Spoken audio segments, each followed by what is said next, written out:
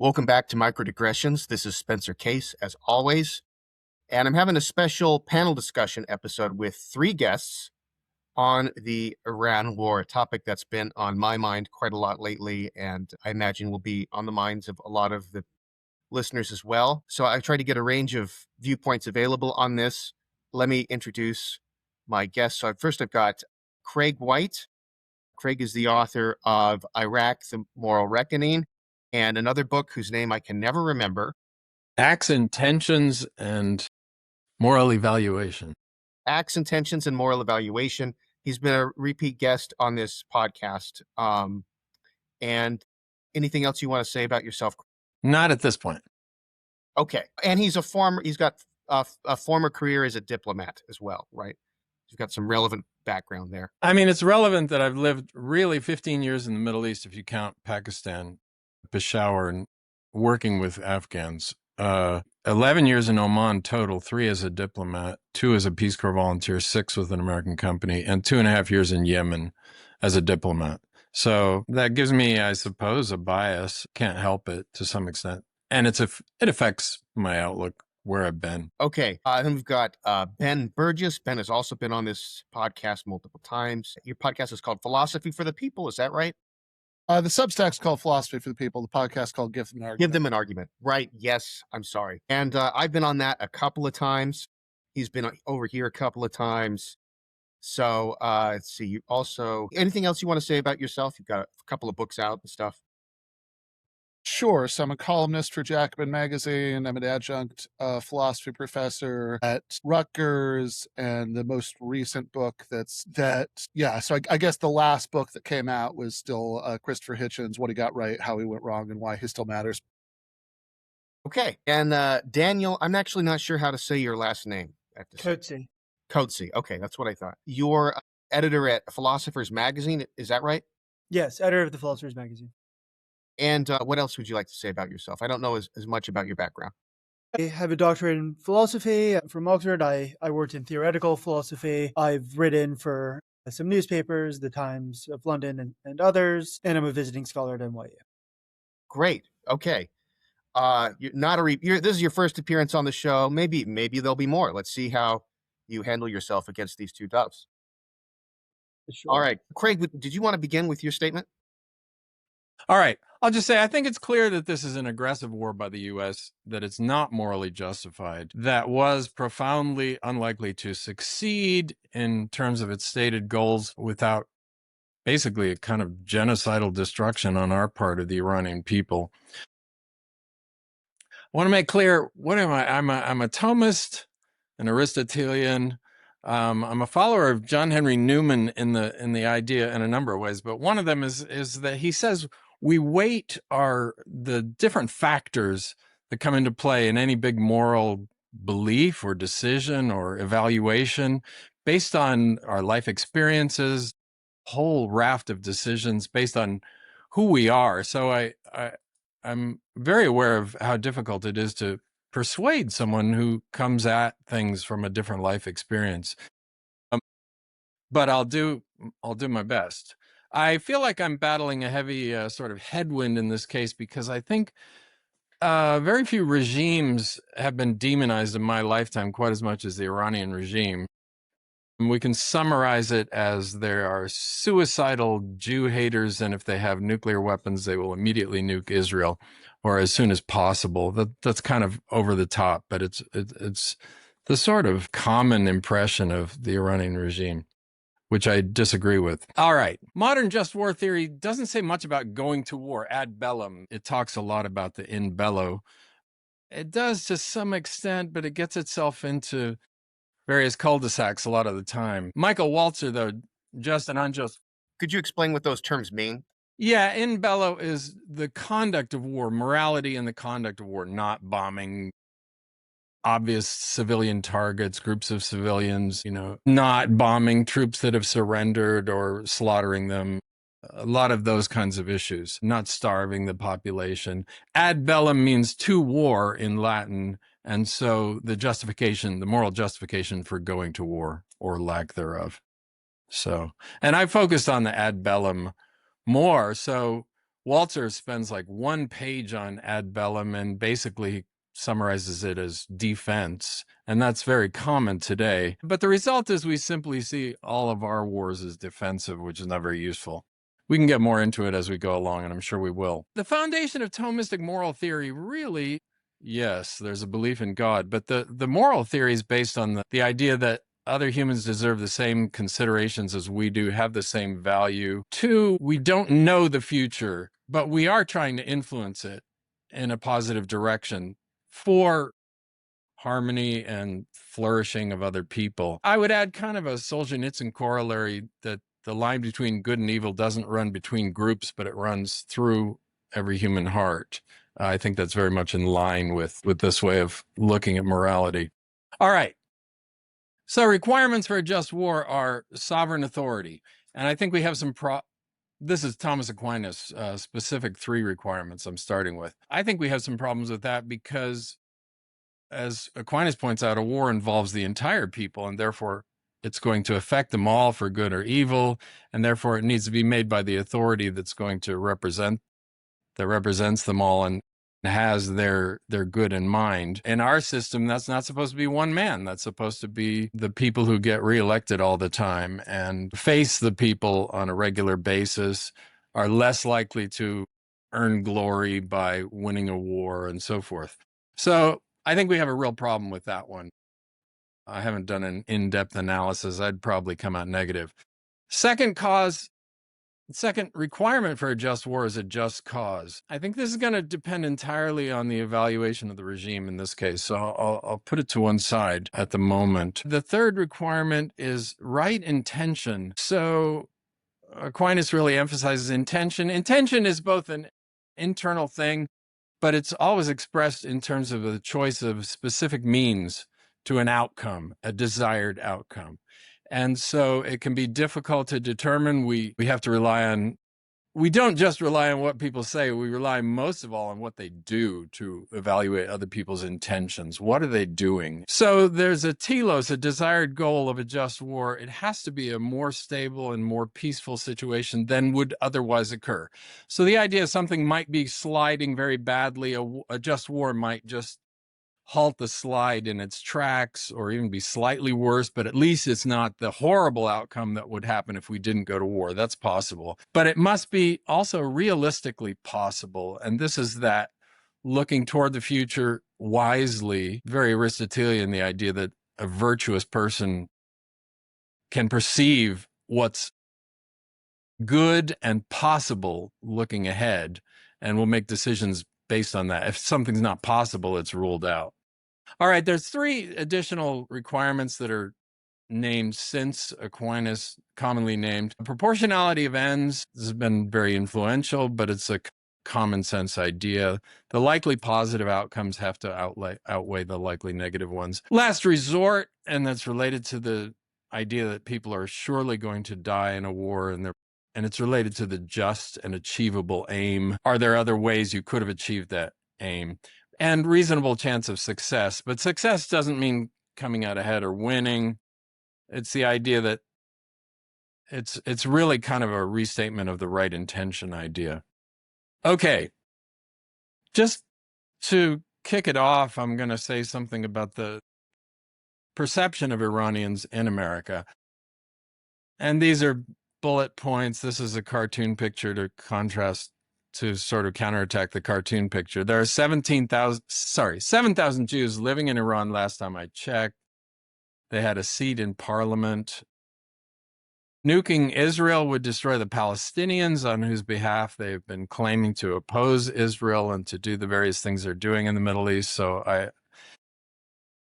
that would be destructive of all their own aims. And I would claim that they've acted very much as rational actors over the decades in many cases, and very restrained in many cases. So the idea that this will all change and their true suicidal nature will come out as a regime and they will sentence their country to a nuclear death by firing nukes does not make sense to me. We deal with nuclear armed countries all the time and we figure out a way to do it. Another thing I want to point out, this is kind of a grab bag, but a very predictable outcome of the war was the seizing of the Strait of Hormuz, or the the closing of it. And I would claim that this again is a rational actor move. It's not like, as Trump said the other day, see, this is one more reason that they can't be trusted with nukes, because we assassinated leaders, we attacked them in a clear regime change war. There was no negotiated peace likely out there, and so they went to their doomsday option, which is not nukes all over the world, but you're going to pay a lot higher price for oil around the world, which again I think is reasonable. If I have another minute or two, I'll just look at some of the goals. I mean, I find some of Trump's rhetoric really disgusting in terms of the morality of war, because war is serious. We shouldn't talk like gangsters. We shouldn't talk about bombing a country back to the Stone Age, which kind of really, really nips the people are good, but the regime is bad line. We're going to bomb them to the Stone Age. Unconditional surrender is an evil demand.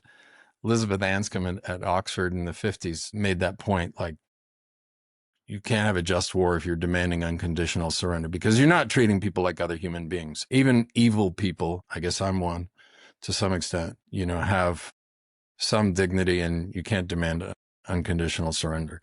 And bombing civilian infrastructure and threatening to bomb civilian infrastructure. I mean, the official aims of the U.S., insofar as you can, sort out Trump's ugly rhetoric, is to prevent Iran from acquiring a nuclear weapon, destroy their navy. That's barbaric in itself. Destroy their ballistic missile arsenal, which seems like it's a goal along the way. It can't be a goal. I mean, well, it fits with they are the most evil regime in the world and totally suicidal and so forth. And to destroy the productive capacity. Also, proxies, terror all over the world. I think one of the most unjust aims is to prevent them from being able to produce a nuclear weapon, because that means we have to reduce them to an economic state worse than North Korea, I would say. So I think, the odds of them acting suicidally with a nuke compared to destroying the lives of 90 million people, those have to be put together. The other thing I'll say is that I think that the rhetoric is poisoned by the word terrorism to a great extent. And I, as a Thomist, want to hear about actions. And then I reason from the actions back to the actor. Whereas the easy cheap out that I hear too often is, well, we know this is a really evil regime. They're wicked and they're terrorists. I was talking to a CIA station chief a number of years ago, and he said, yeah, the Israelis are kind of funny on this, They go, we killed some terrorists who were trying to kill Israeli soldiers in Lebanon. It's like, wait.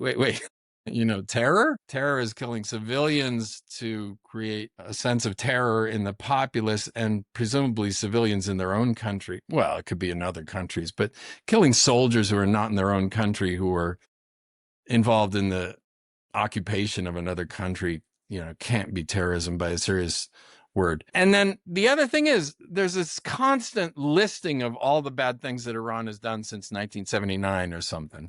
It's very self-serving. We need to list the things that we did to Iran if we want to talk about that. The idea that we've been at war since 1979 is absurd, but we can talk about it later. That's my initial statement. Thank you. So Craig pursued a kind of rhetorical device, which was acknowledging that there's a widespread consensus about the nature of the Iranian state, and seemed to think that by just sort of saying that it was the case, he could thereby dismiss it. In fact, pretty much conventional wisdom about Iran of the kind that Craig was alluding to is more or less correct. This is, in fact, a terrorist regime. This is, in fact, a anti-Semitic regime. This is, in fact, a regime that wishes death to Israel and death to America. This is, in fact, a regime that should be judged by its actions. It has funded terrorism, through Hamas, Hezbollah, and the Houthis and other groups across the Middle East. They have attacked civilians in neighboring countries and in Israel. They, an indiscriminate barrage of attacks, and they deserve no benefit of the doubt whatsoever. So I don't have, a terribly sophisticated opening spiel where I run through kind of my pet philosophical commitments and explain how I can derive from Thomism or Aristotelianism or the principles of just war theory.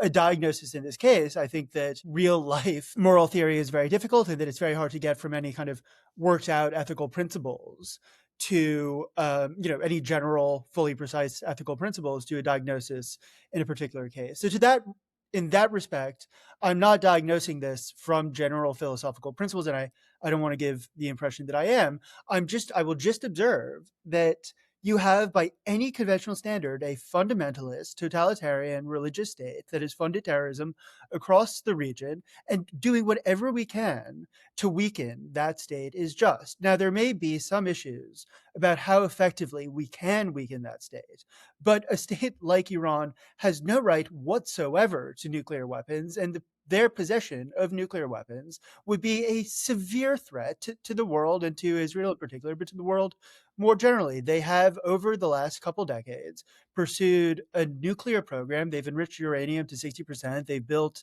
or tried to build ballistic missiles. They've clearly tried to pursue a nuclear weapons program, as the IAEA has acknowledged. And we are justified, contrary to Craig's statement, in doing what we can to prevent a potentially global bad actor from having a global threat. So that's the first aim of an attack on Iran. And of course, we could discuss how effective we can be in preventing that outcome, but it's a fully just aim. The second aim is doing whatever, which is fully justified, is doing whatever we can to weaken, a bad actor that has, over the last 50 years, demonstrated repeatedly its commitment to anti-Israel and anti-America forces across the region. They've destabilized Syria. They've just destabilized Iraq. You have to just be extremely naive and sort of wrapped up in one's complacent philosophical or political assumptions not to recognize that whatever we can do to weaken Iran, we're justified in doing. I'll leave things there because I do prefer to just have a back and forth than a sort of very elaborate opening statement. So, yeah, I think that you should have some sort of theory of when wars are just and when they're not, without having to go into great, philosophical detail. I think that you should at least have some sort of general principles about when wars are justified, if only to make sure that you're actually applying it consistently, that you're not appealing to a standard that, for example, could be used by many, many countries around the world to go to war with the United States with at least as much justification. I also have to say, to transition into, what I was going to say opening statement initially, that I'm pretty surprised by the view that Iran destabilized Iraq. That's not my memory of which country did the most to destabilize Iraq in the last couple decades, to put it mildly. And I think that contrast is actually really telling, because I think what's going on in Iran right now is in some ways even worse than the war in Iraq that Donald Trump, when he was first running for president, correctly said, got points for retroactively recognizing, although he didn't really say so at the time, but got points for retroactively recognizing was a completely disastrous and unjustified war of choice. So let's think about that contrast. Because in the lead up to the invasion of Iraq in 2003, George W. Bush and his administration spent several months working hard to manufacture the consent of the public. In Bush's State of the Union address, delivered just a couple months before the war began, he devoted dozens of paragraphs to the claims that Saddam Hussein had weapons of mass destruction that he might share with al-Qaeda. His vice president, Dick Cheney, darkly warned that if Americans waited for a smoking gun of hard evidence about Iraq's WMDs, the smoking gun might turn out to be a mushroom cloud over an American city. And the month before the invasion started, Bush's Secretary of State, Colin Powell, widely perceived as one of the most credible moderates within the administration, gave a speech at the UN Security Council laying out the case for war. And he waved around a vial of anthrax and, shared intercepted recordings from Iraqi truck drivers talking about special trucks that Powell told us could only be references to mobile chemical weapons labs. Now, we know, looking back on that, and some of us thought at the time that the whole thing was a ridiculous tissue of lies, But what stands out in contrast to the war that Trump started a few weeks ago in Iran is that the Trump administration doesn't even seem to care about manufacturing the consent to the public. They don't seem to think that matters, that whether or not the public buys their case for war. In fact, they seem to have a remarkably hard time keeping their story straight about what the justification is even supposed to be. Not over the course of years and years of mission creep, but over the course of a few weeks. We were initially told that the goal was to free the Iranian people. In Trump's very brief remarks when he first started the war, that was the overwhelming, that was the emphasis of a lot of it, right? That that the point was to bring freedom to Iran. We heard a minute ago about how Iran has a totalitarian state, which would only be relevant in any way, shape, or form to the justification for war if the goal were to free the Iranian people. There was all this talk at the beginning about how somehow or another, there was going to be an uprising in Iran once the bombs started falling, which would be the first time in the entire history of warfare that not that an ongoing civil war, as in Libya, was tipped to one side by air support. Sure, that happens, but that a uprising to overthrow the state of a kind that did not exist in Iran before the war. There's street protests, certainly, but that like an uprising that could overthrow the state was somehow materialized into existence by an aerial bombardment campaign, and now is sufficient to do it. If this was somehow the first time that it was going to happen in the entire history of warfare, I think the first couple days of war would have completely nixed that possibility. That the, using, probably due to AI targeting, like committing spectacularly flashy war crimes, like the bombing of the girls' school, which does not have to be intentional to count as a war crime. The absolutely reckless disregard for civilian life shown there is more than sufficient, which, by the way, is a principle that everybody in the Western media seems to be able to keep in mind when they're talking about, for example, Russian tactics in Ukraine. But, people seem to have a very hard time remembering when it comes to American wars. And of course, we've been just bombing the hell out of Tehran, which is where the secular liberals who would be the base of any uprising live. So it's very, very confusing if you believe that. As Craig said earlier, we seem to have already switched gears from pretending that that's any sort of goal of the operation. Now you have Trump and Hegseth talk about, my God, you want to talk about war crimes, saying they want to, threatening to bomb Iran back to the Stone Age, which is a quote from Curtis LeMay, by the way, originally. And he was talking about North Vietnam. We saw how well that worked. Did not in fact win the war because stuff like that never does, by itself. But it does, but it did certainly succeed in wreaking massive human suffering on a scale that's hard to remember or imagine.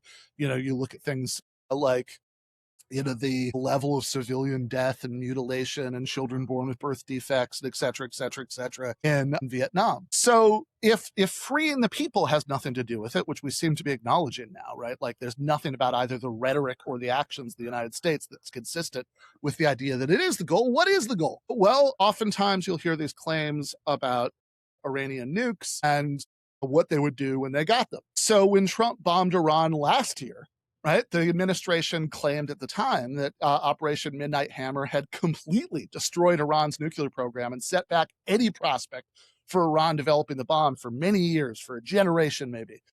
When Trump announced the war with hopelessly vague goals a few weeks ago, a war that started with killing Iran's head of state, which is not the kind of thing you do if you want to leave open the possibility that you're going to get a quick diplomatic resolution. The best he could do was vaguely gesture at the idea that Iran was trying to restart developing this program that we were told was set back by all these years by the bombing last year.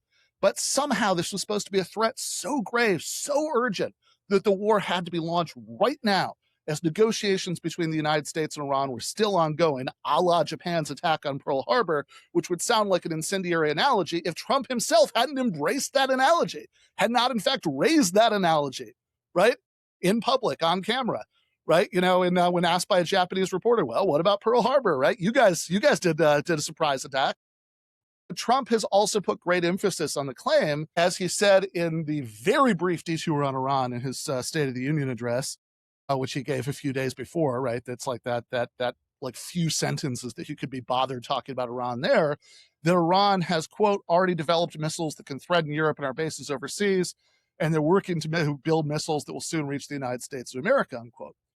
But anyone whose memory extends all the way back to the summer of 2025 will remember that the Iranian leadership is so cautious that even after Trump's last surprise bombing during negotiations last summer, it contented itself with a largely symbolic retaliation. Obviously, there's been much more now because the stakes have become existential for the Iranian leadership, because we started the war by killing their head of state, as many top officials as possible, this absolutely ruthless bombardment, etc. So now, of course, retaliation has been much more extensive. But that first time, their response was to fire a few missiles at a U.S. base in Qatar after warning Qatar in advance to ensure that the missiles didn't do enough damage to risk serious escalation.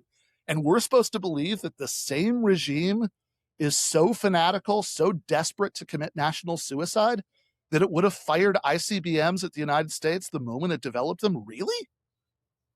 That's not serious. I can't believe that anybody anywhere could actually believe that. In fact, the track record of Iran, certainly since 1979, honestly, a lot further before that, if we're going to count previous forms of government, but let's just stick to 1979, the Islamic Republic, is that, whereas, I have no sympathy whatsoever for that regime, and, would certainly welcome it, right? If it were displaced by a popular democratic revolution from the inside. If you look at the regime's foreign policy, it's been extraordinarily cautious and conservative about how it uses its own military. Now, it'll certainly arm and fund proxy forces in other countries, does a lot of that. The United States does more of that than any other country in the world, by the way, right? So if that's sufficient, there is a very long list of countries that would have cause for just war to attack the United States. But yes, it does do that, but has not initiated, right, a single armed conflict with one of its neighbors using its own military. The prolonged direct conflict it was in was the Iran-Iraq War, which Iraq started. In fact, during the lead up to the 2003 invasion of Iraq, the Iran-Iraq War, right, starting that was often brought up by neocons who are listing off Saddam Hussein's crimes. So, if you're not going to blame Iran for that one, right, we have a grand total of 0 direct wars using its own military started by Iran, compared to, I'm not going to sit here trying to list off all the military interventions initiated by the United States or Israel since 1979, since we would obviously be here all day.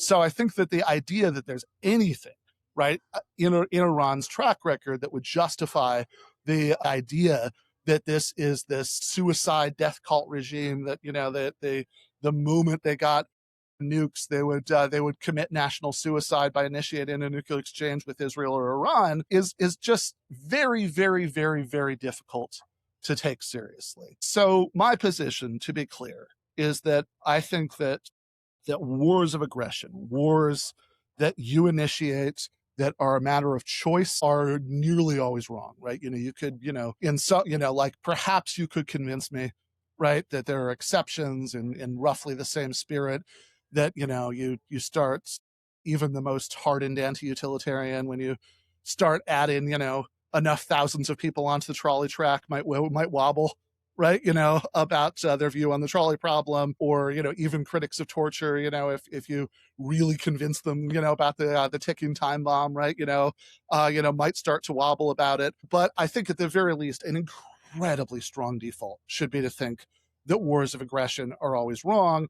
Even if you start out with a much, much weaker principle, though, the justification for this one is almost impossible to even coherently state in a way that accords with the basic facts of the case as I have just laid it out.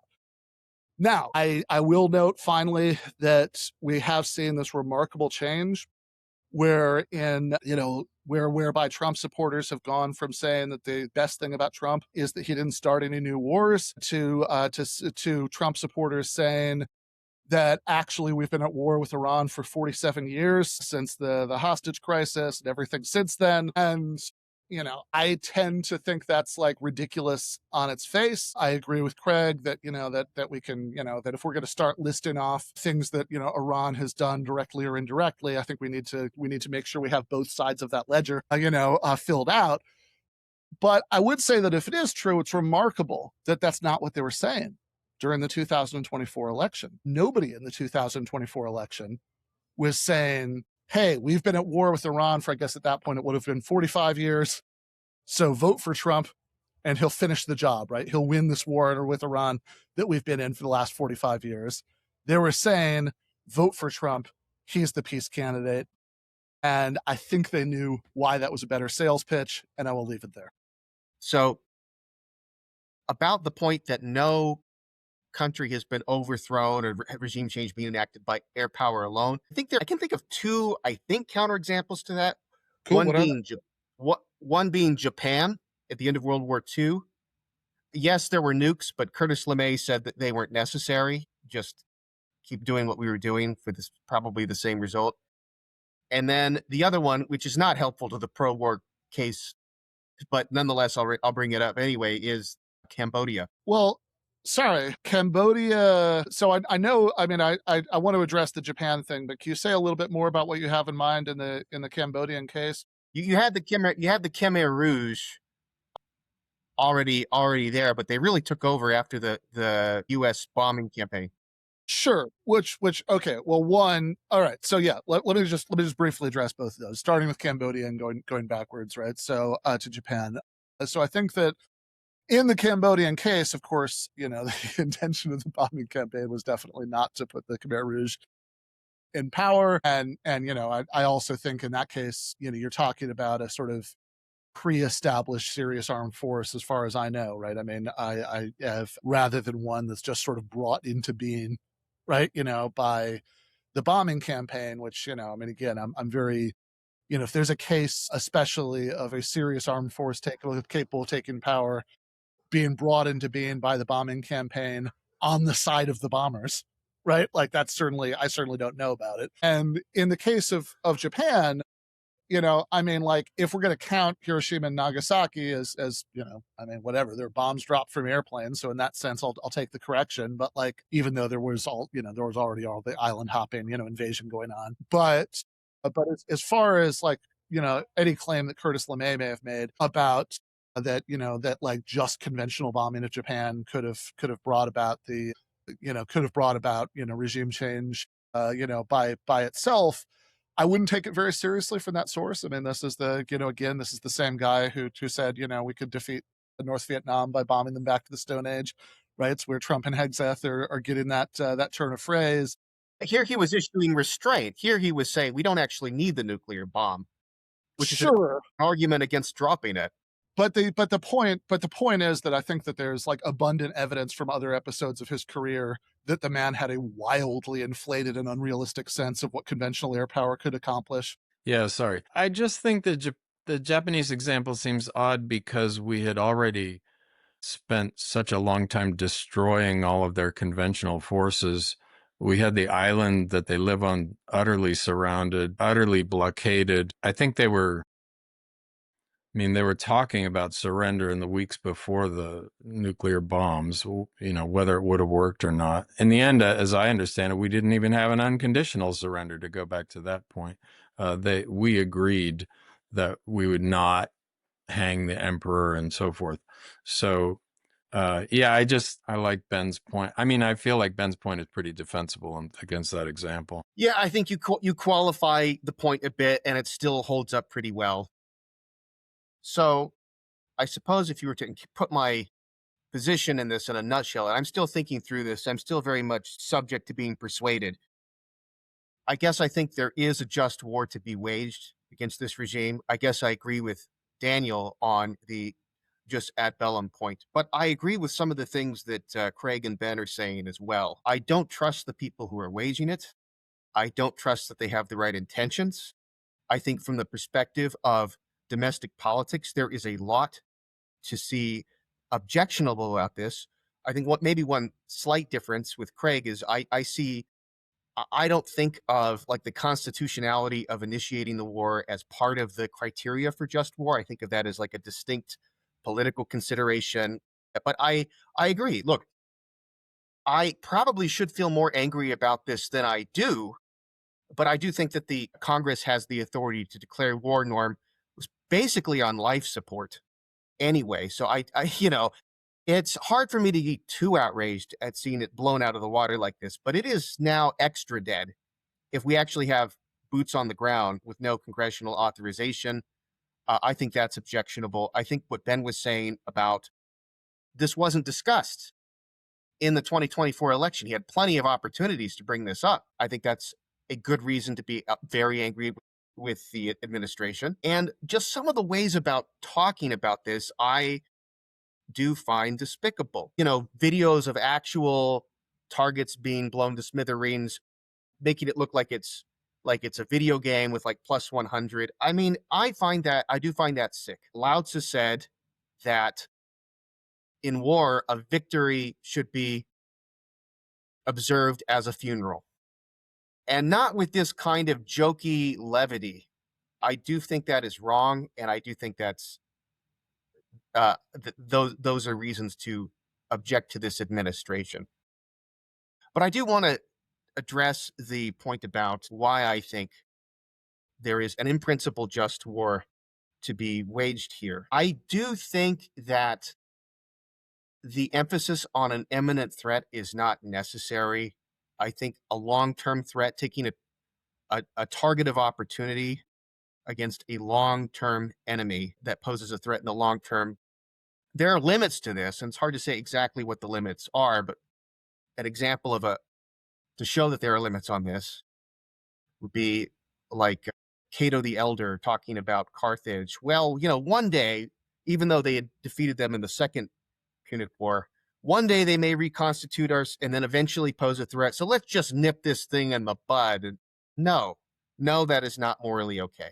When you're talking about an actual existing regime, there's this long sense of there's this history of hostility, and I think a live threat. I do think they're accruing nuclear weapons or acquiring nuclear weapons we should think of as a present threat, even though it's long term. I think that is not quite the same. And I also do take seriously this idea that we've already been at war with the regime in a sense. I don't think that is a purely semantic point. I do think there is a difference between an attack that takes two countries out of a situation of peace and something that is a situation of cold hostility. Hobbes thought the way Hobbes defined war is not a particular attack, but the expectation or a distrust that there could be violence at any moment. In that sense, we have been in a conflict with this regime for a long time. I want to say something about nuclear weapons and the regime's rationality, because I think this is the strongest point. I remember I briefly met Noam Chomsky in 2011.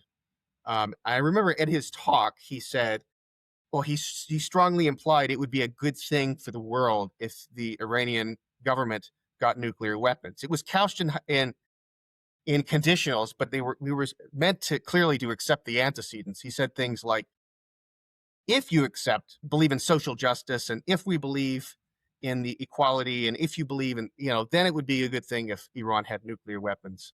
And I just thought, man, that's wild. That's just insane. Why would I ever want to listen to anything this guy has to say about foreign policy ever again? Saying Iran should have nuclear weapons strikes me as like Al-Qaeda should have an air force. That would be a good thing.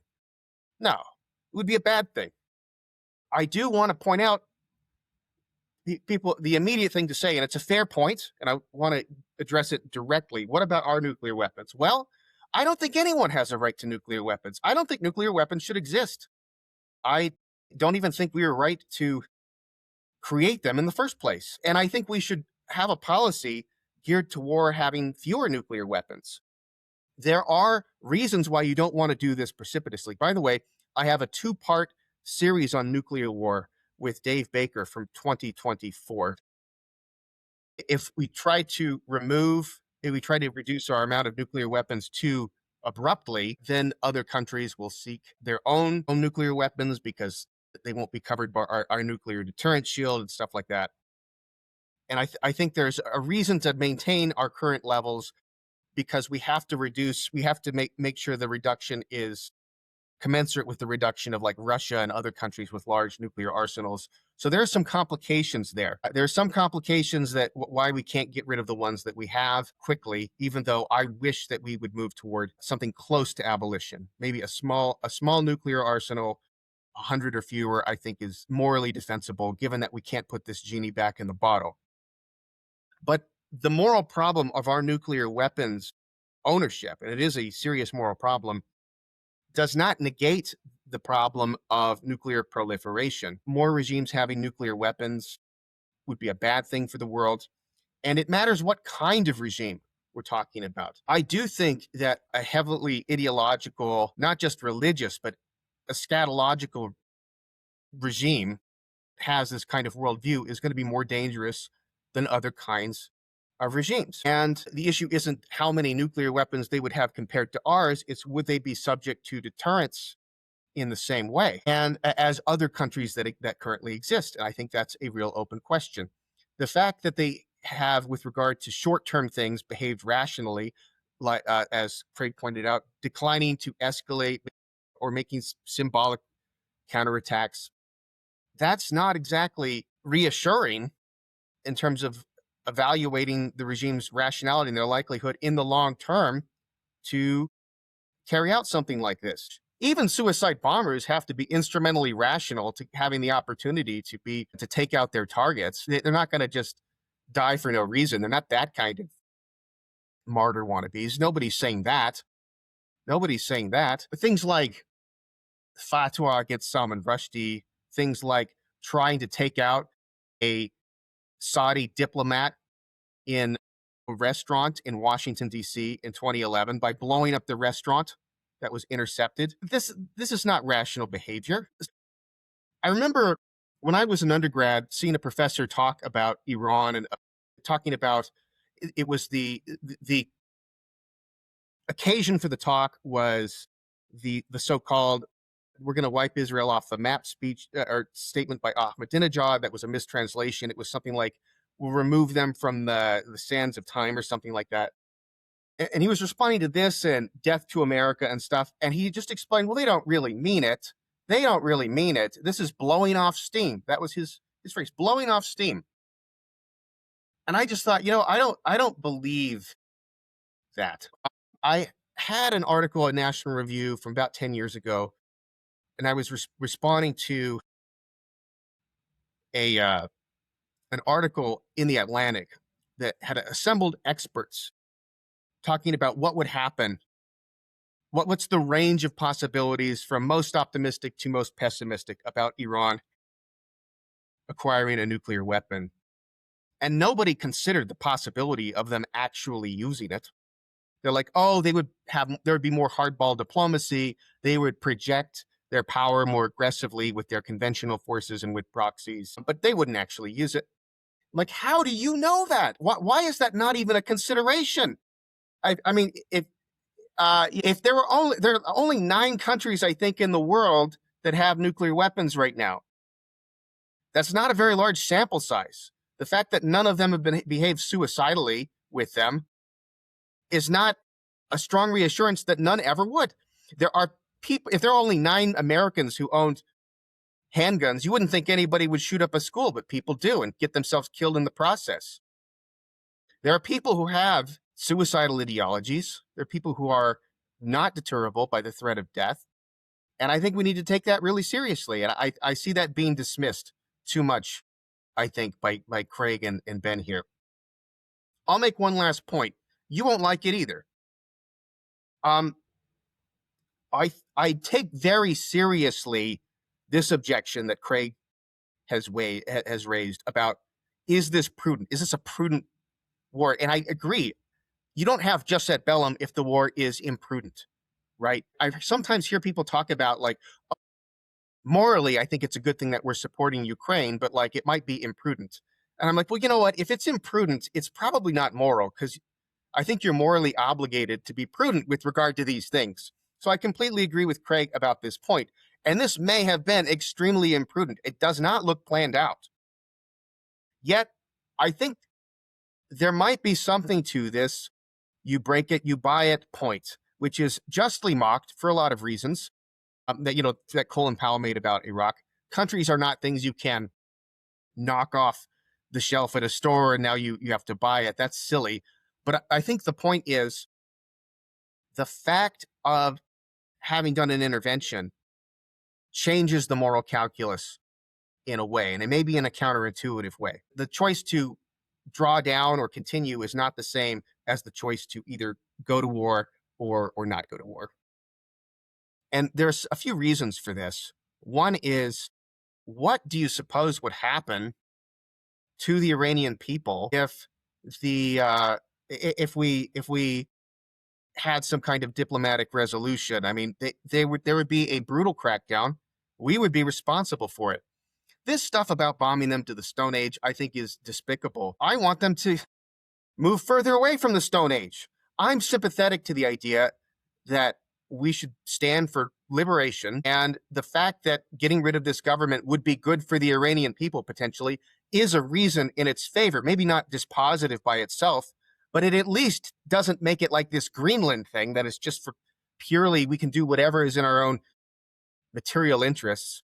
It seems different to me. I think if you disagree with me that they're actively pursuing nuclear weapons, I think they certainly would if this ended, if this conflict ended and the regime was in power. Of course they would. And we would be in a much weaker position globally. So there are scenarios you can think of where a war might be unjust to start for prudential reasons, but now that it's started, well, hell, we have to see it through. I think that might actually be our position here. What are some other examples where this would be true? So suppose you've got some city that decides to rebel against a much more powerful, empire or something like that, the Assyrians or the Romans or whatever. Well, that might be extremely stupid and bad to do because very likely the rebellion's not going to be succeed and you're going to be crushed. But having initiated it, you might have to see it through now. You might not have any better options. I think that might be the case. I do judge our leaders for the manner they got us into this. I do not think they behaved ethically. I think we nonetheless might have to try to see this through to actual regime change. But I remain open to being persuaded on that point. So I'm very, very confused by what possible reason you could have to think that Iran would be more likely to use nukes than, say, the United States or Israel. They're an Islamist fundamentalist state. I mean, they're religious fundamentalists, Ben. Yeah, that's not an explanation. It's a something people say instead of an explanation, so they don't have to think about it. It is not something people say instead of an explanation. They are extreme members of an ideology whose other extreme members have engaged in suicide bombings because they believe that is just and right and that they will be rewarded for it. I mean, they have extreme beliefs which license killing infidels. Well, okay, if you actually look at the things that both Ayatollahs have said about the use of nuclear weapons, their beliefs actually don't license that. Although I know that the game here is always we're going to switch from looking at their words whenever that's convenient for the case for they're an apocalyptic death cult that needs to be taken out imminently to forget their words. That's all lies. Only look at their actions. That's when that's more convenient. But I think if you look at their words, they very strongly said that use of nuclear weapons under any circumstances would be categorically wrong. They've said that over and over again. How gullible are you? How gullible are you? You look at their actions, they have been consistently far more rational and cautious and conservative. They have consistently funded than the United States or Israel have. So if you actually consistently look at their words, the case collapse. If you actually consistently look at their actions, the case collapse. You have to sit in some ambiguous, nebulous gray area in between to even take it seriously as a pop. Ben, when you say take their words seriously, when we say take their words seriously, that doesn't mean never assume anything that they're saying is state propaganda ever. No, just the parts that are convenient to say they're state propaganda, right? Like they have so it's convenient to look at something like, the occupation regime over Jerusalem will disappear in the sands of time, which any remotely plausible reading of what that means is that this system won't last forever. Eventually the Palestinians will win, right? They have and to reinterpret that as a threat of a nuclear first strike against Israel when that's convenient. But then, like, you look at all of the explicit statements that the use of a How nuke about would death to America and death to Israel as explicit statements?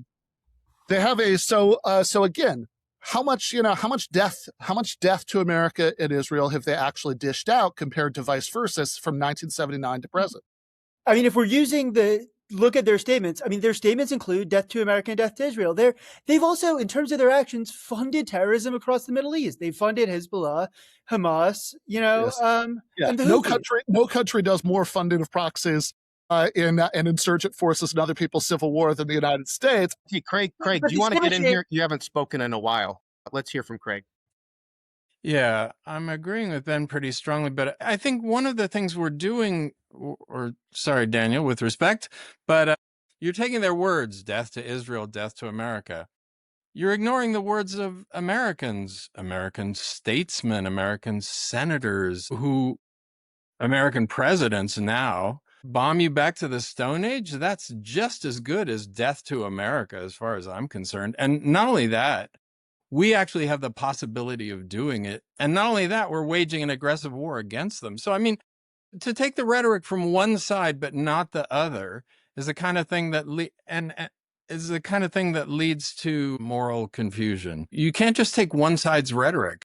Death to America has been a longstanding slogan of the regime for many years. I mean, it's part of their ideology. It's not just an offhand remark by a bellicose leader, I mean, by Donald Trump.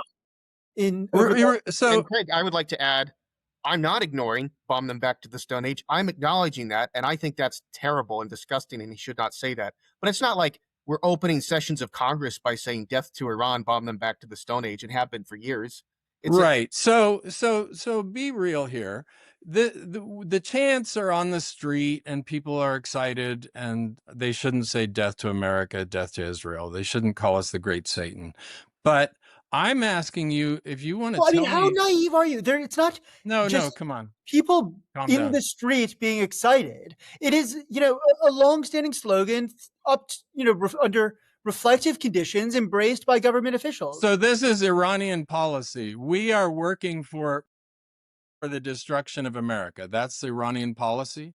Which, by the way, if you actually look at the translations that tend to be provided by Iranians themselves, right, this is disputed, right? I think "down with America" and "down with Israel" are are probably the more precise translations. But they have but yeah, there's definitely like strong hostility to the U.S. and Israel that's expressed there. I think it's, I think if you're going to like have a serious discussion about that, I think you want to start by acknowledging that this isn't a random antipathy that comes from anti-Semitism or just like pure cultural hatred of America or anything like that, right? That there is there's a history a history that led up to that, in terms of aggression waged against Iran, in terms of the coup that installed the regime that was overthrown in the revolution. But just one thing, if I could really quickly, right? Like I did just want to talk about the non-proliferation point, because I agree with you, Spencer. It'd be better if nobody had nukes. That would obviously be the best choice. But I also agree with you that there's a difference between saying like, okay, if we can get our first, nobody has nukes. Right? Like if we can't get that, what's our second choice? Second or third choice would be least likely to lead to destruction. And I think that it's not obvious to me at all, right, that mutually assured destruction wouldn't work in the Middle East. I think, again, as Craig says, we'd like deal with other nuclear armed powers all the time, right? I mean, I think it's significant that out of the three countries in George W. Bush's axis of evil speech, the only one that hasn't been targeted with a war is North Korea, because it's the only one that actually had WMDs. But look, I mean, you could have, here's a good second choice. You could have general nuclear disarmament in the Middle East. You could make the Middle East a nuclear-free zone, which has been the official proposal made by Iran since the 1970s, actually before the revolution. Under the Shah, they were already proposing that. And and the Islamic Republic, has continued to propose that over the decades. And of course, there hasn't been any takers because another country in the region, one that has a far more aggressive record, right, a far more fanatical record and practice than Iran, refuses to give up its nukes, right? Do you want to address the funding of terrorists and religious fundamentalists across the Already region? addressed it a couple times. We can do it again, sure.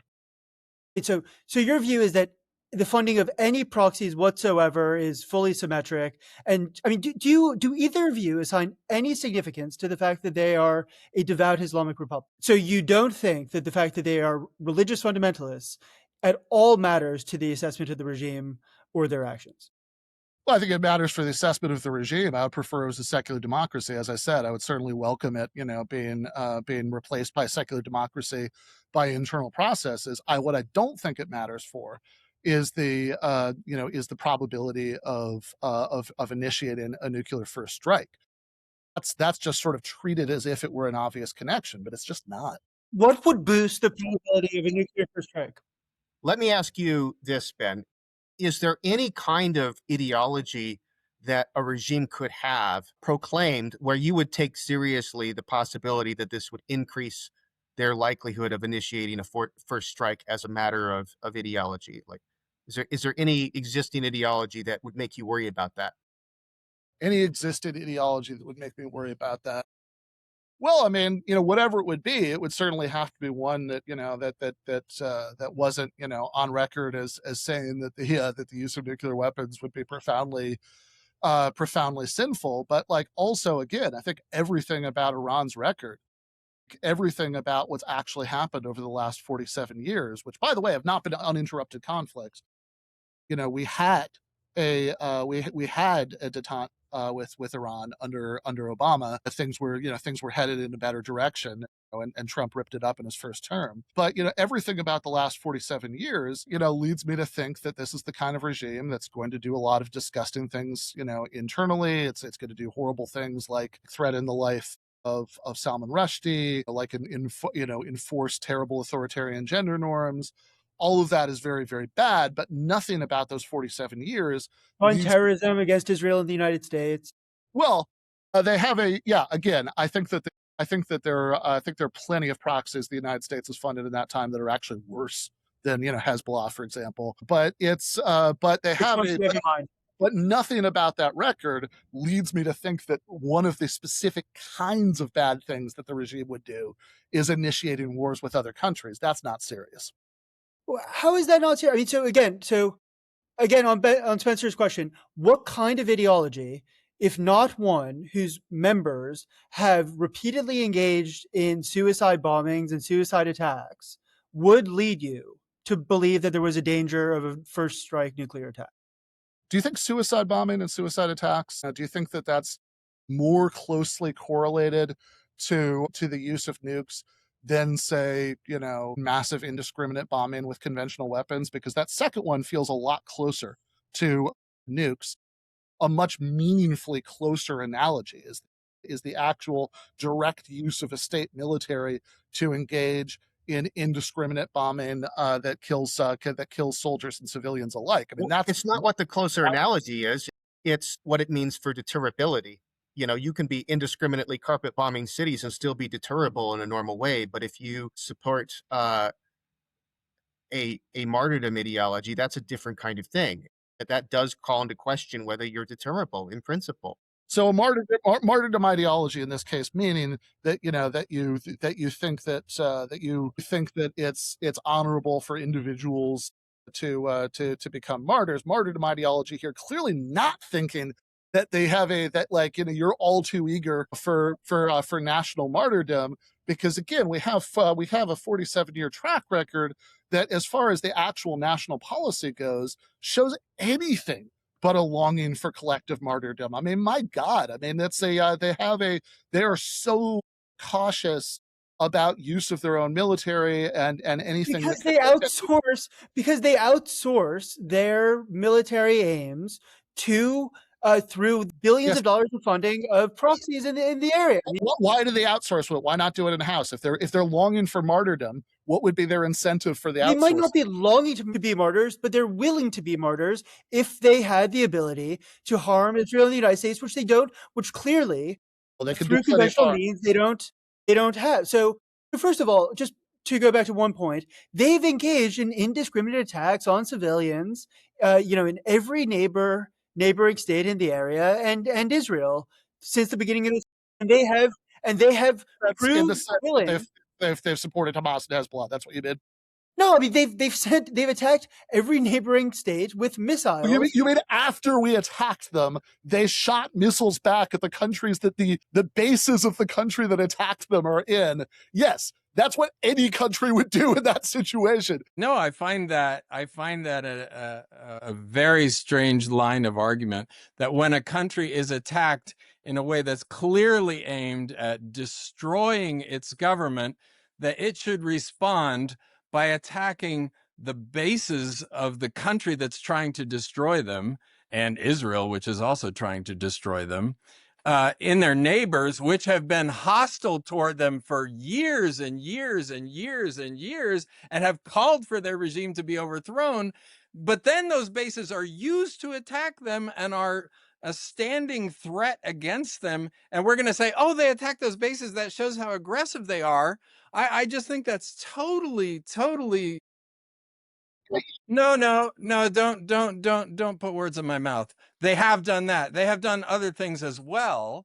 And if you watch what they did carefully, they have done that often in a sort of game theoretic fashion. Israel attacks their gas field, which has nothing to do with any of the stated aims of the United States, and they attack a gas field in Qatar or a gas facility in Qatar, which is a game theoretic response.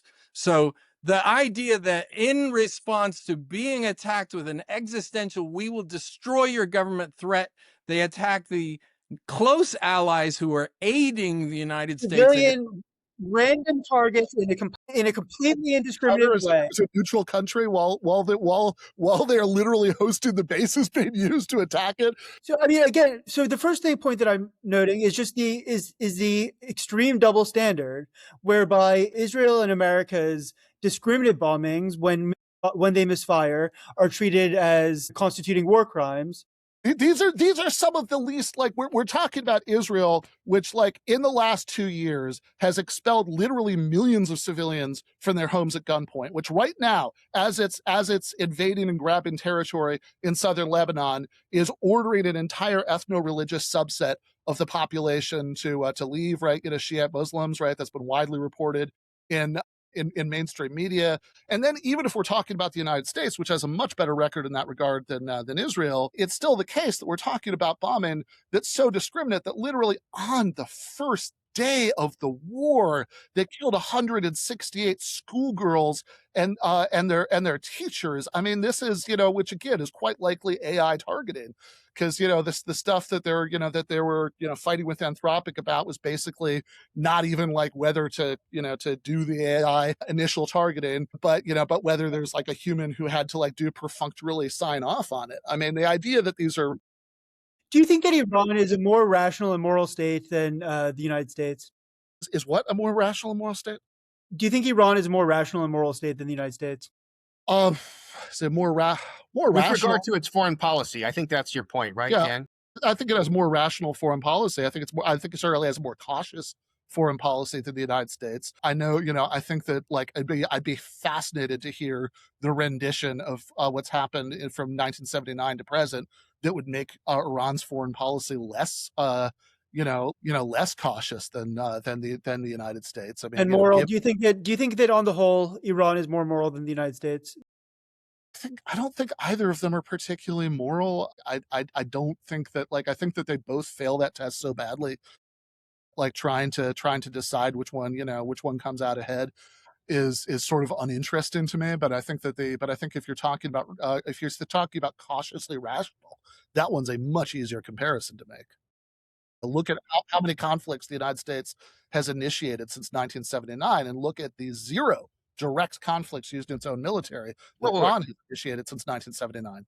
Why do you keep emphasizing using its own military? Like, I don't really see why the means are so important here, right? Well, Don't we? The reliance on, they're using proxies, they're not using their own military. Well, I think it's actually an interesting open question whether there is a meaningful difference between those, like in general, as a general matter. And you could apply this against the United States, you could apply this against others.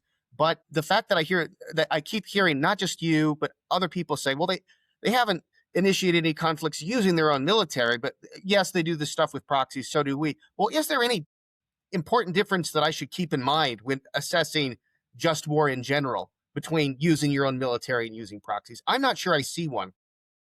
So the point I was using to make was less about just war, although I would, parenthetically point out that if that is enough to justify, initiating a regime change war against a country, then the number of countries that would have that right against the United States would be very high. But the point I was making was less about just war theory than about Iran's cautiousness as a foreign policy actor. The whole reason to settle for only giving support to factions in other countries rather than becoming directly involved, the whole reason for that is caution about escalation, caution about being attacked or invaded themselves. That seems extraordinarily obviously relevant, not to some, less to the sort of philosophical issue about just war, but extraordinarily obviously relevant to the question about whether it's realistic to think that they're more likely than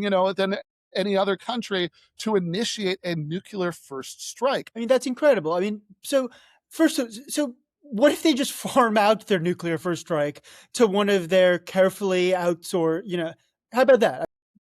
Do you think that would be less likely to lead to Iran being invaded or nuked?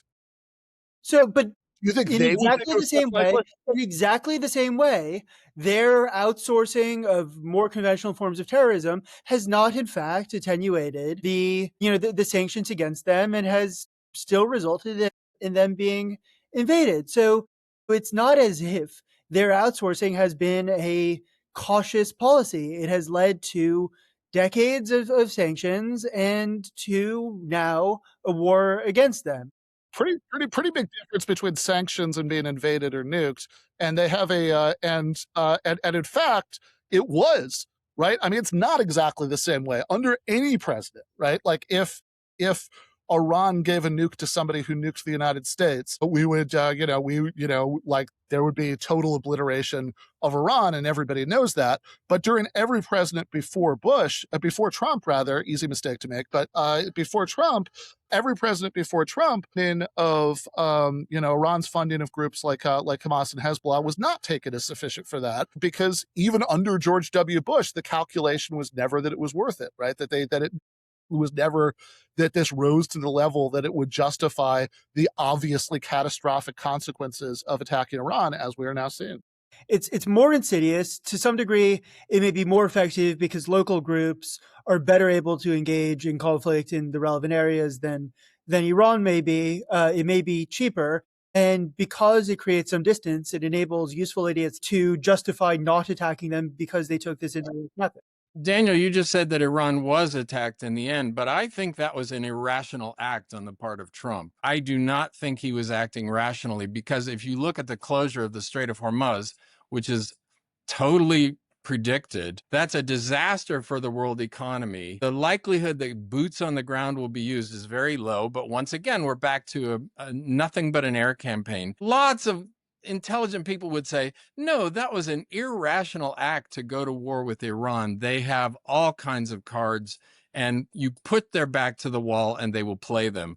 And I would say the same about our attack on Iraq. Bush's own father said, here's a country that's 60% Shia, but it's always been run by 20% Sunni Arabs, but it's got the 20% Kurds. They're not going to become a democracy anytime soon. If anything, they're going to become a Shiite ally of Iran, and Bush attacked them. So the U.S. has a really bad track record of acting rationally. We've got so much power that we get away with it, but I think it's strange to presume the irrationality of some other country when our country is acting very irrationally. I mean, I'm much more happy to assume the malignant that Iran is malignant, than that it's irrational. It may rationally be pursuing malignant ends. It is an Islamic republic. I mean, what do you guys make of the fact that they recently killed, more than 10,000 of their own citizens in protests? Well, mostly what I make of it is, as you were starting the sentence, I was like, which made up number pulled out of thin air is he going to use? Because it's usually people have often settled on like 30,000. Truth is that nobody has any idea, right? Like it's that like most of these estimates come from pro-regime change NGOs who are just taking a wild stab in the dark. But yeah, look, yes, they have killed lots of protesters. Killing protesters is very bad. As I said, I have no sympathy for the regime. I think that I have, I don't like theocracy in any form, but that's a different question. You seem awfully comfortable with it.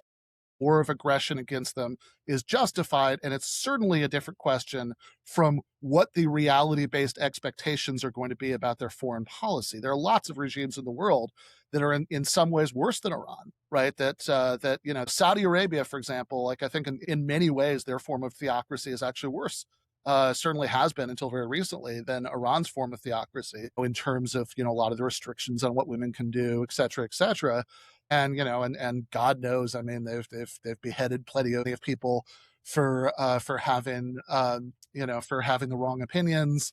They carved up Jamal Khashoggi in the embassy, but none of that would lead, I think, any of the four of us to think that it would be fine to initiate a war of aggression against Saudi Arabia. That the regime is bad, therefore that's okay.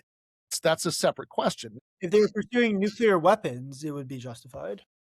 To pursue nuclear weapons would be justified. I mean, Iran is like Iraq. You compared Iran to Iraq at the beginning of your conversation. So, as far as I remember, it has been the case that many people were surprised that we attacked Iraq instead of Iran, given that the evidence that Iran was pursuing weapons of mass destruction, nuclear weapons, was always much stronger and, in fact, extremely clear than the evidence that Iraq was doing so. The fact that we did not attack Iran at the time doesn't mean that it did attack a country that had a much less active nuclear weapons program. Doesn't mean that Iran doesn't have a nuclear weapons program. It does.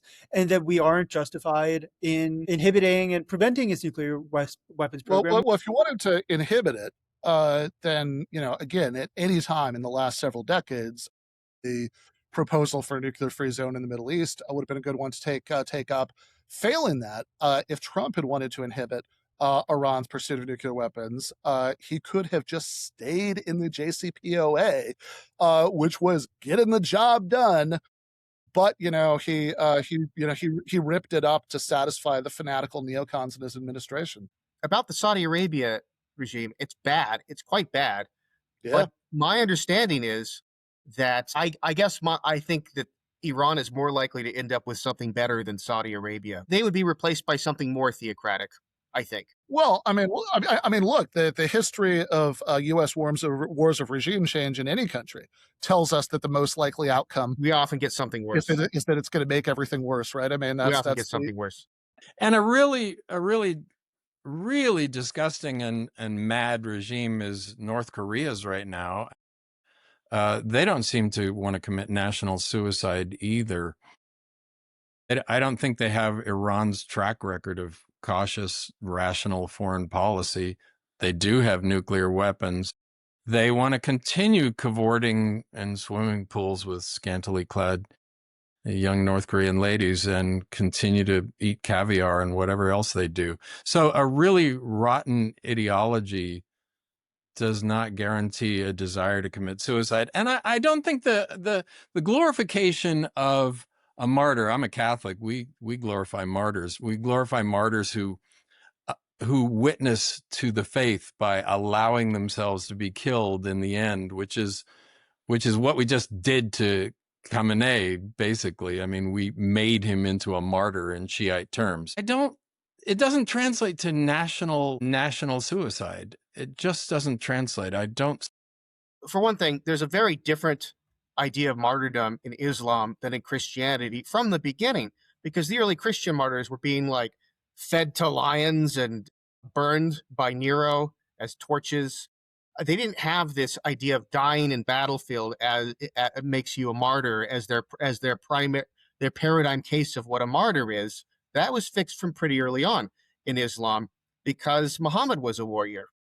And there was one Byzantine emperor who did say something like this, that said, soldiers defending Christendom that die in battle against the infidels, they're going straight to heaven. And that was like revoked by a later emperor because that's not the Christian notion of martyrdom. That sounds like the people we're fighting against. There's very different traditions of these things. And it's also not specifically the martyrdom element, but rather the eschatology element of it that has to be combined with that. Then what's about, so seriously. If you want to raise the eschatology, then what is it about Shiite eschatology that says they would like to provoke a nuclear war? The whole it was, I think, in 2018 when Khamenei spoke before the was it the military academy? I can't remember which academy it was, where he just was talking about the return of the Mahdi and the end times and spoke only about that. It was reported for like a half an hour without raising any other secular concerns. I mean, they seem to take this kind of seriously. Maybe it's all, maybe it's all fake. Maybe it's all window dressing, but I don't believe that. And It's I don't not all think we want to fake. disc Of that. course not all window dressing. Yeah, I don't. No, they believe in a Mahdi and they believe in God's plan for the world and so forth. But I don't hear a connection between that and nuclear war. I haven't heard a connection from you. How are they? Why is the regime emphasizing the end times so much that this would be the focus of an address to the military academy? Why are they visiting the well where the Mahdi supposedly is? This kind of stuff. I mean, not an entailment, but gee, like you really think this is a good idea to trust a regime like this with nuclear weapons? I was just going to say Pete Hegseth, there's video of him on the at the Western Wall predicting that soon the Al-Aqsa Mosque will be gone so that the temple can be rebuilt so that Jesus can come again. So, and he's now our Secretary of War. So I'm not sure. This is a too quoque way, but but there's a direct connection to all kinds of warlike actions. Whereas in the case of the Iranians, I don't hear a connect. They like to think about the end times. My gosh, this is America. We're filled with people who think about the end times and they vote. Anyway, I don't see a connection. Yeah, I mean the Left Behind books were very, very popular in when I was in my 20s. I would also like again just sort of, if you just sort of say that people talk in Shiite eschatology, they talk about the end times and look at these Shiite theocrats bringing that up.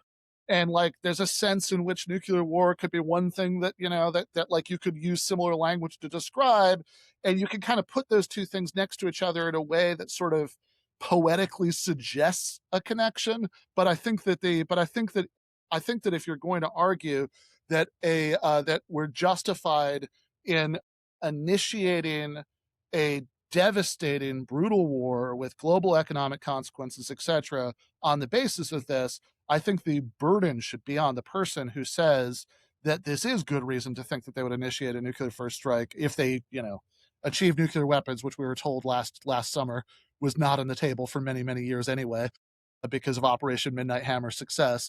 But if we're told that this justifies it, I think we need a little bit more than if you kind of look at these two things in the right light, it sort of sounds like maybe there's connection. I think we need a much better spelled out connection than that. And so, Ben, your view, just to go back to your previous statement, your view is that for all you know, it may be safer if Iran has nuclear weapons. Yeah. But if you think that mutually assured destruction is less likely to work in this case than in other places around the world, and you want that to be taken seriously, I'd actually like to hear an argument. Mutually assured destruction is a useful policy when you're considering a war between two powers, both of whom have nuclear weapons. I mean, that's part of the rationale. Why would it in any way be safer for an extra state, especially one as ideological and erratic as Iran, to get nuclear weapons? Because what's going on right now wouldn't be happening. right? The same, the same reason, the same way that that we're not at war with North Korea and we won't be at war with North Korea because they have a nuclear deterrent, right? They have a that is the one and only reason that Iran was ever interested in pursuing nukes, was to precisely stop this right now from happening. And so, yes, I think that a world where something like this is going to happen is less safe, all else being equal, than one where it's not as likely to happen. Now, you can say all else isn't equal because Iran would initiate a nuclear first strike that you wouldn't have. But then I think we're back to the earlier discussion and the fact that you have to hand wave away the entire last 47 years of Iranian foreign policy, which are just flatly incompatible with that premise. Do you think their involvement in with the planning of the Al-Aqsa flood operation supports this idea of a rational, self-interested foreign policy? I think that the fact that that's like everything that, like, all of the cases, right, of of Iran supporting different Palestinian factions as they oftentimes, I want to be very clear on this, I think that the vast majority, the overwhelming majority of war crimes go in the other direction.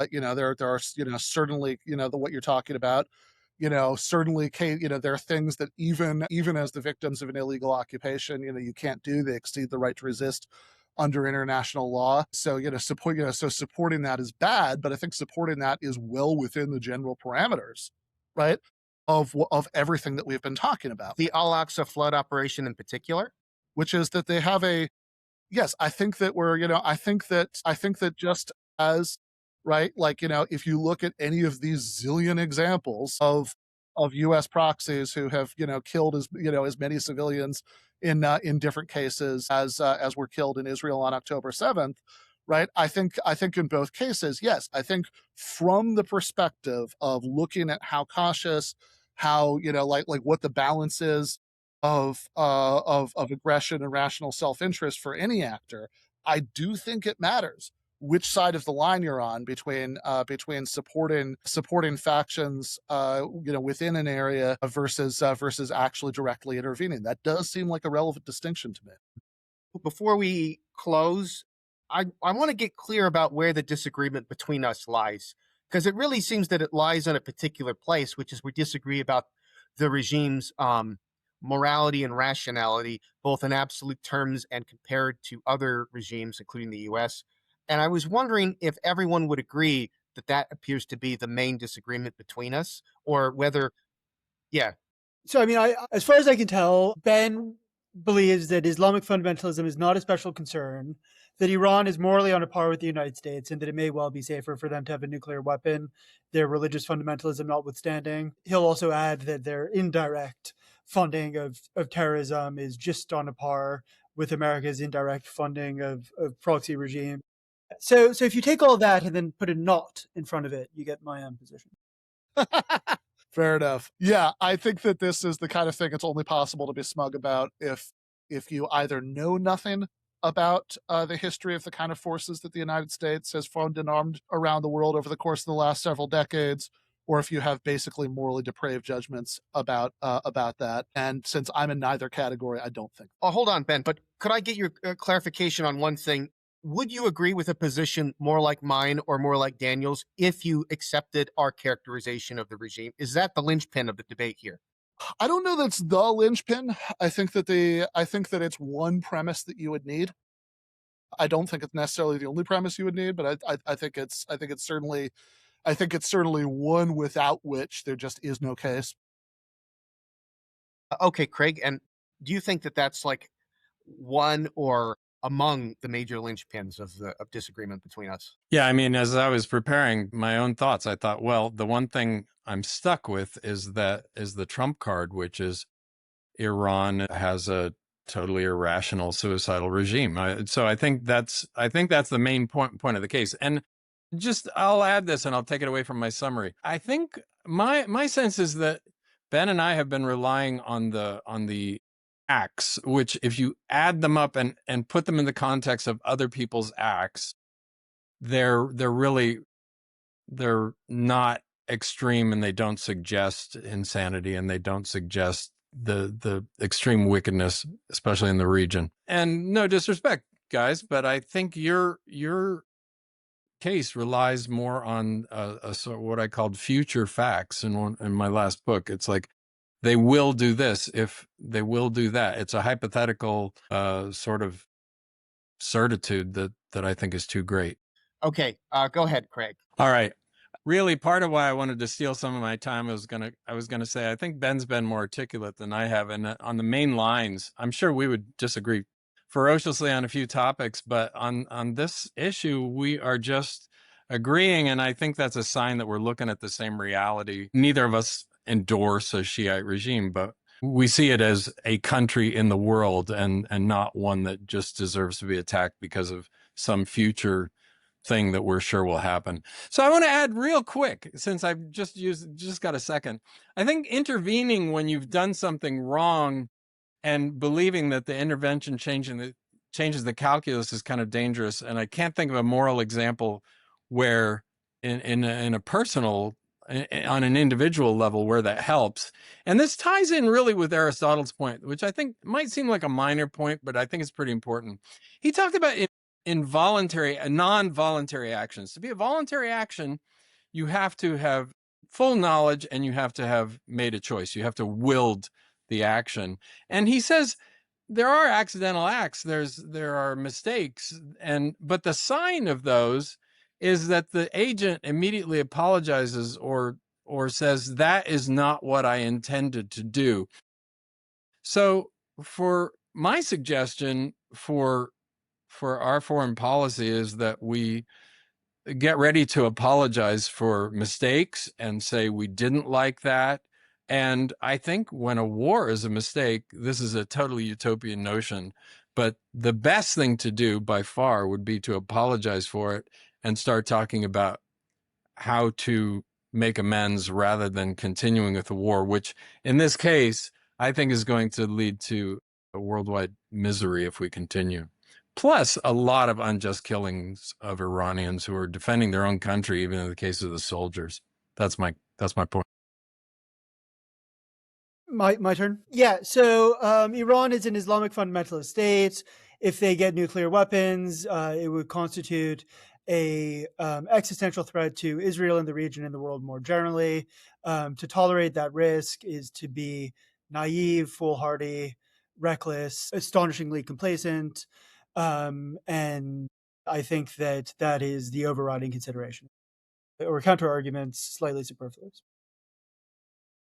Well, it seems to me that what's reckless in the extreme is initiating a war that anybody could have told you. I mean, this is not, it really doesn't matter, depend on your ideological priors. I mean, this is just a sort of basic assessment of the obvious empirical facts that anybody could told you had the potential to be far more disastrous than the Bush era wars in the Middle East, because Iran has vastly greater capacity to defend itself. There's vastly greater capacity for rippling chaos, as with the situation in the Strait of Hormuz, which literally for decades, Iran's potential to do this was brought up as a reason why it would be extremely foolish and foolhardy and reckless for the United States to do this. And it seems to me that you have to have your head very, very, very deeply buried in the sand to think that this was the one time when one of these wars was going to go well. This time is going to be different, right? This time, all the things that one Donald Trump so wisely told us were the disastrous results of the previous regime change wars in the Middle East, that this is the one time that none of that would happen and that this would lead to good results. But I could just rest it there that everybody predicted, right?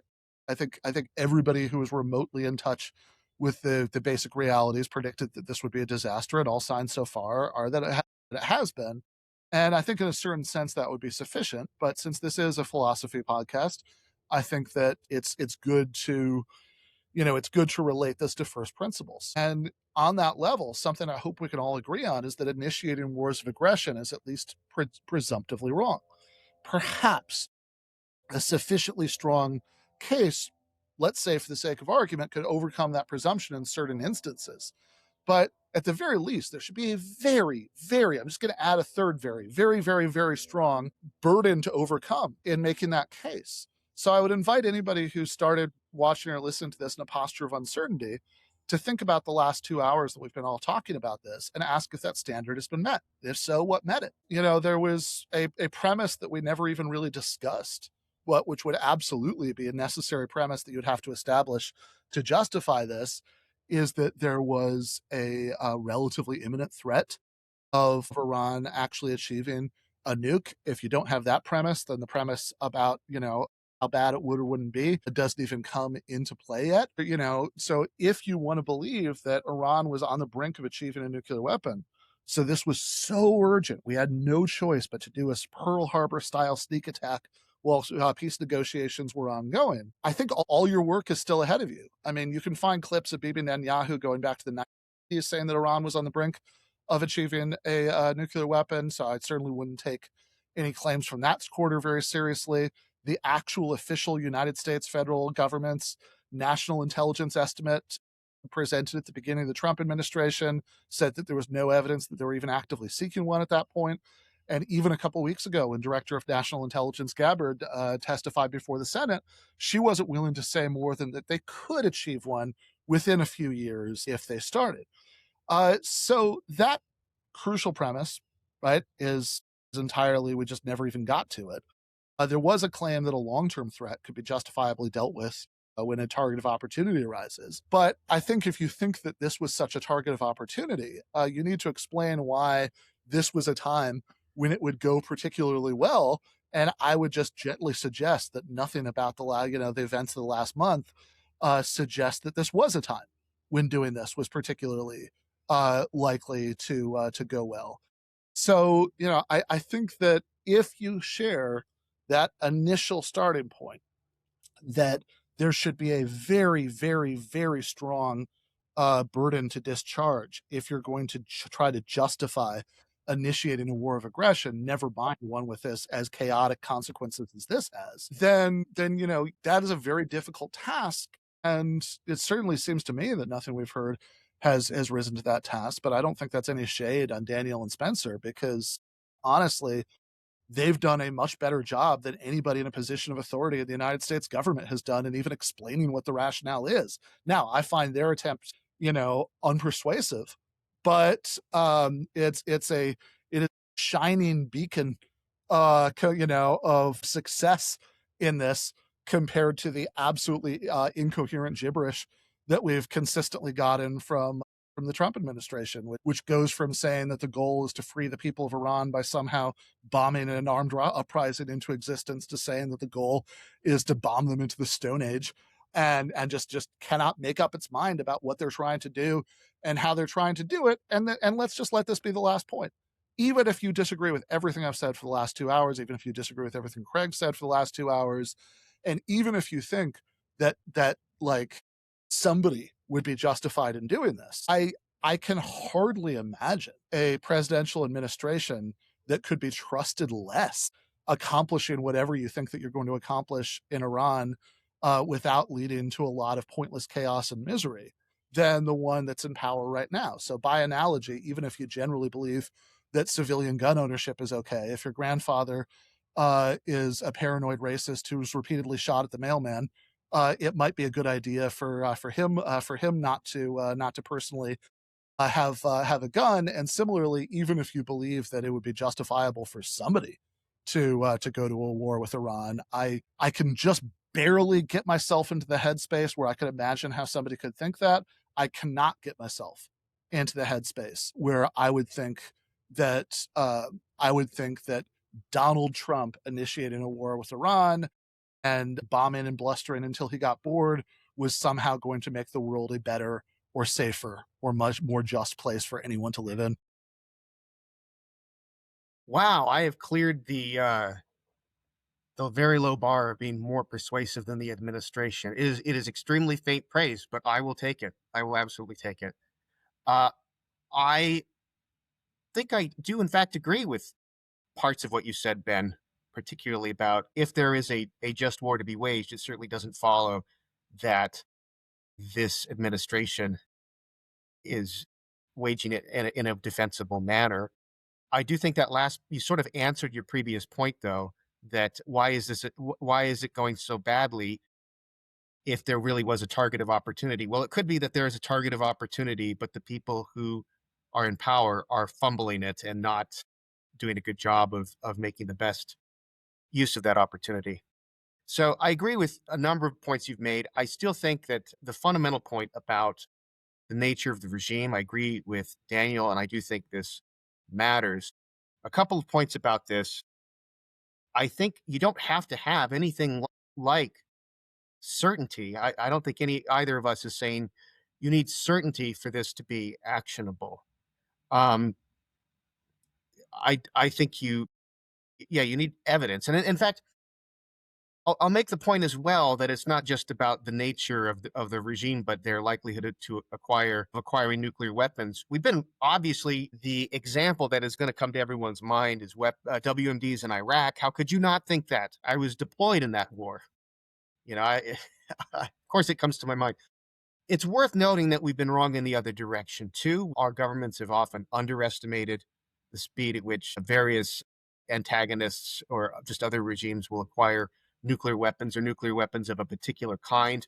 The Soviet Union got hydrogen bombs much more quickly than we expected. We expected a matter of years when it was a matter of months. For example, the head of the IAEA, in criticizing Witkoff, who was saying, no, that's an imminent threat. They're going to get nuclear weapons because we destroyed the facilities, but they still have the material.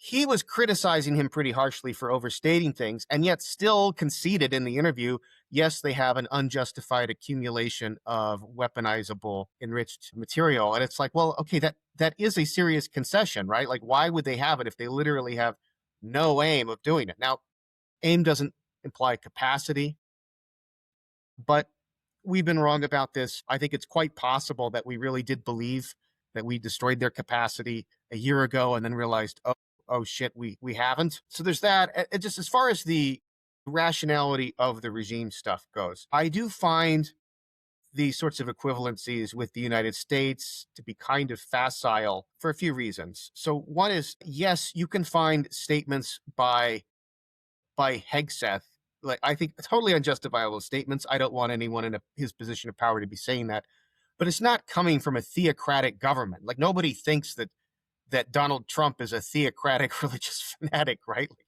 nobody thinks he has much of any principles. And the United States isn't a theocratic country.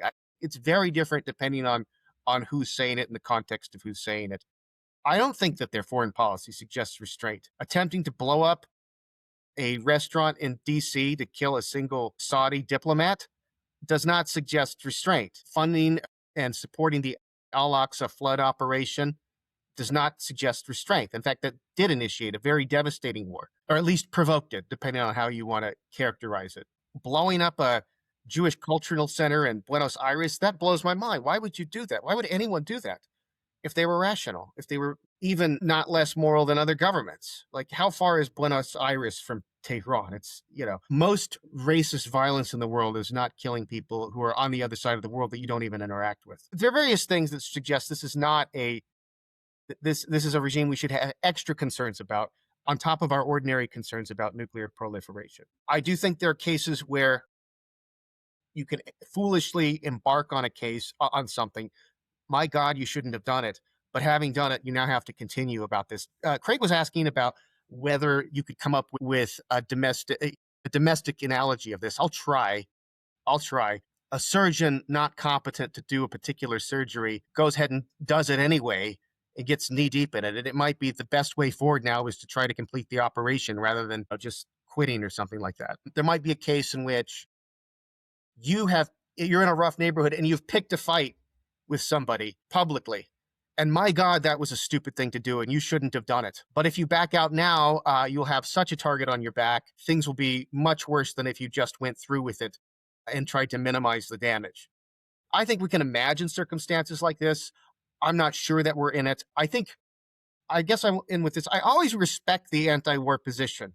There's always something to be said for it. And I always doubt myself when I find myself wanting to say things in support of any war, partly because I've been wrong about this. I was wrong about Iraq and Afghanistan. Hopefully, with my actually joining the military, I can make up in sincerity what I lack in an epistemic track record here to some degree. There is evidence for a pessimistic induction here about our tendency to intervene. And in fact, you can say something stronger. There's a reason to want to orient ourselves into a more modest foreign policy. And if the war goes well, boy, it'll just be a precedent for another intervention, and the next one won't go well based on our track record. So there's a sense of a dilemma here, which is that even if it goes well, somehow in the end, it might end up going poorly in the longer term. So I'm very anxious about this. I don't feel at all confident in my position. Nonetheless, I think given where we are, given all of these circumstances, proceeding to regime change might be the least bad option. But I hold that with a very low degree of confidence. Anyway, thank you. It's a provocative discussion. I think it shows that how to assess regimes and how to assess threats seems to be the main point of disagreement. But I just want to say thank you all for participating in this, and I look forward to having the completed episode to share with you. Thanks, Spencer. Thanks, Spencer. Nice to meet you two guys. Spencer, nice to meet It you. was a Nice to meet you. good discussion, I thought. Absolutely.